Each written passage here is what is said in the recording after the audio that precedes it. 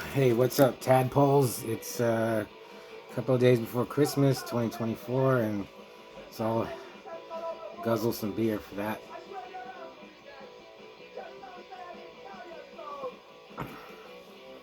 So I finished Richard Layman's Funland today. I'll review that maybe tomorrow or before Christmas. And then I got a bunch of books.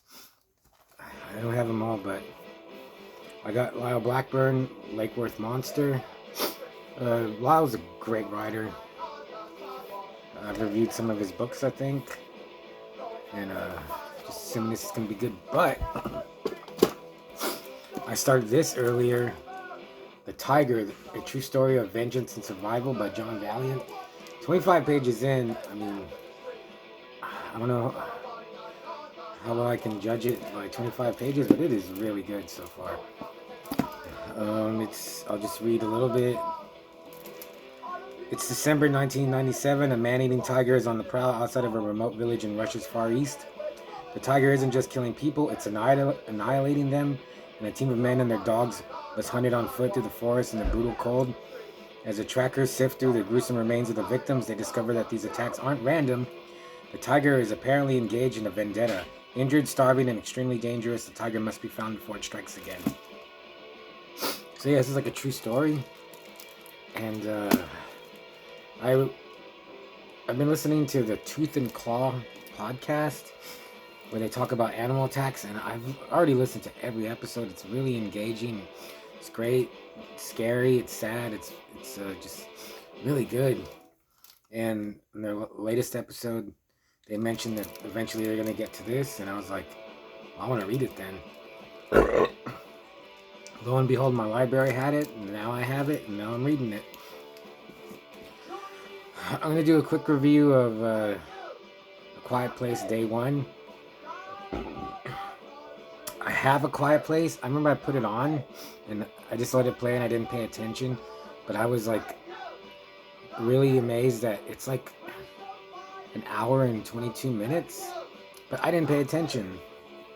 I haven't seen the sequel. And I saw this at the library and I was like, I'll check it out. It's got Lupita Nyong'o, who I love everything I've seen her in. She's great. She's almost. I was buzzed.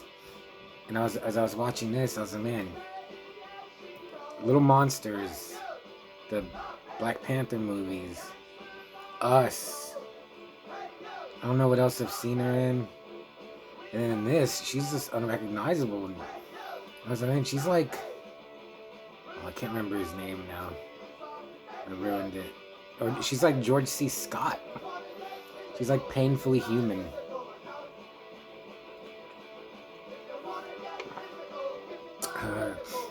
So I read some reviews and it's got like a high rating, but everyone says it's boring, nothing happens, you learn nothing about the aliens. And I had been watching it and I liked it.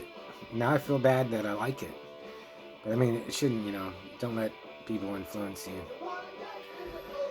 But yeah, it's PG-13. And oh yeah, it's from the director of Pig with Nicolas Cage. Pig is just like a very dour, quiet, meandering, thoughtful movie. So I was like, how did they see Pig and say, oh, let's get this dude to do a alien invasion monster movie? But yeah, this movie's the reviews are like, what do you want? I don't know. But I liked it. Peter Nyong'o is like dying from cancer. She wants to get pizza. She has a cat named Frodo. Then the aliens attack, and and then she meets this dude. They survive together. And a lot of it is just them. There's not really much monster mayhem, which I don't know why it didn't bother me, but it didn't. I liked all their interactions. I like Lupita a lot. The cat, there's a lot of cat in this. It just, as I was watching it, it's just the same. I mean, not that it's bad, but oh, listening to Psycho, by the way, from Boston. The monsters are cool. I like how with. Let's see, what's a good example?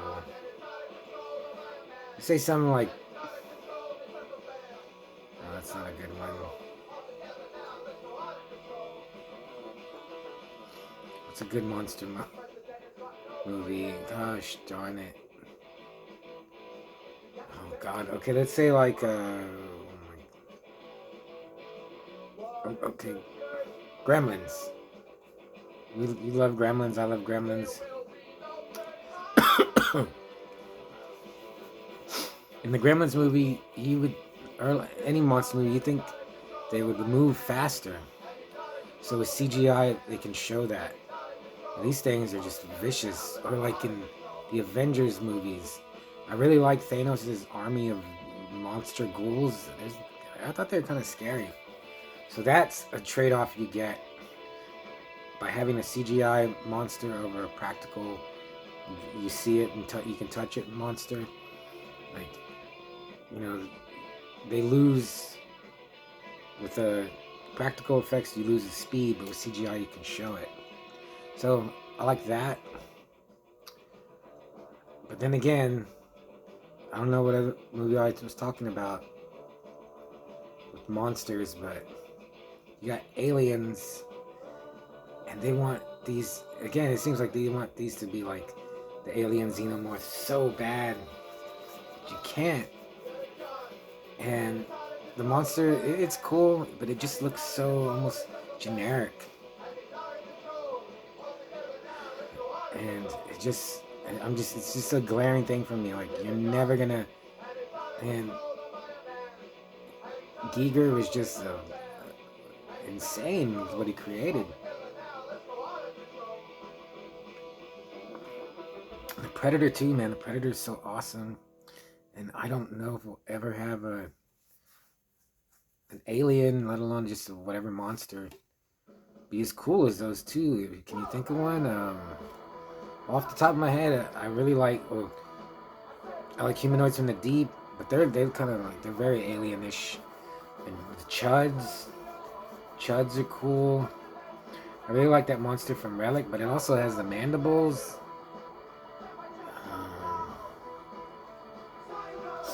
I don't like those creatures from Attack the Block. I don't know about you, but Quiet Place Day One, I liked it. It's very somber. Now I want to watch. I have the part one somewhere. I think I have it like Crawl. I have like a 4 movie set, and I think Quiet Place is on there. Again, this movie's only an hour and a half. I would give it a solid 3. There's no gore, but there is some tension. I like how. Also, this just could have been a zombie movie. Maybe I would have even liked it even more if it was just a zombie. That's what it seems like. What else can I say about it? I don't know, I was kind of a little buzzed. I didn't tune out. I never tuned out, but I was pretty buzzed. So, and then it didn't like. I almost I didn't cry, but like I was close to it just at the end. I was like, this is really good. I like it. What else is it? I was gonna say something. I forgot. I just also wanted to mention, man, I have also last night I just went on a listening spree of the Swedish death metal band Unleashed. Dude, I put on Midvinterblut, their 2007-2008 album, and it just hit me. Like Hammer Battalion, their album, that's one of my favorite Unleashed albums. But then Midvinterblut, Then The Hunt for the White Christ, Where No Life Dwells. I just went crazy last night. I wish I could play some Unleashed, but then this will get copyrighted. I just wanted to make sure to mention that. I just write. Maybe I don't know how long this will last. I do that where I'll just go crazy for a band for a couple of days, and I have most of Unleashed's albums, so I have a lot of music from them to listen to for a couple of days. Yeah, I just want to do a quick review. Quiet Place Day One. Maybe you've already seen it. I'm going to try to do more mainstream movies for a little while. Now that I've said it, I probably won't. But yeah, if you haven't seen it, check it out.